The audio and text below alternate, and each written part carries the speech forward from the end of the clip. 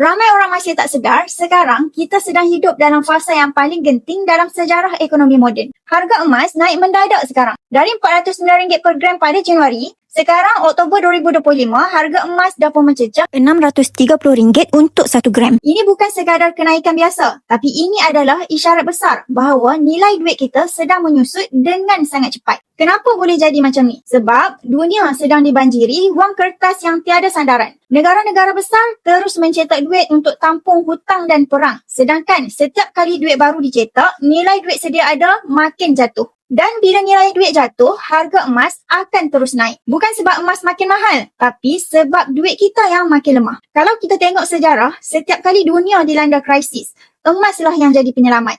Tahun 2020, masa COVID, harga emas melonjak. Dan kini, 2025, bila ketegangan Timur Tengah makin memuncak, bila ekonomi Amerika makin goyah dan bila banyak negara mula tinggalkan dolar untuk simpan emas sebenar, itu tanda sistem kewangan dunia sedang berubah. Bank pusat pun kini beli emas pada skala tertinggi dalam beberapa dekad. Mereka tahu bila duit kertas tumbang, hanya emas yang kekal bernilai. Jadi, kalau kita masih simpan semua duit dalam bentuk cash, kita sebenarnya sedang biar nilai simpanan kita menyusut hari demi hari tanpa kita sedar. Bila inflasi tinggi, duit dalam akaun bank bukan makin banyak nilainya, tapi makin kurang kuasanya. Sebab itu, simpanan paling bijak hari ini bukanlah lagi berapa banyak duit yang kita ada, tapi berapa banyak gram emas fizikal yang kita miliki. Mentor saya selalu pesan, simpan cash cukup untuk 3 bulan pendapatan dan selebihnya tukar kepada emas fizikal. Itu cara yang paling selamat untuk melindungi nilai hasil titik peluh kita. Kalau anda masih lagi belum mula simpan emas, jangan tunggu lagi, harga emas tak tunggu kita. Lagi lama tunggu,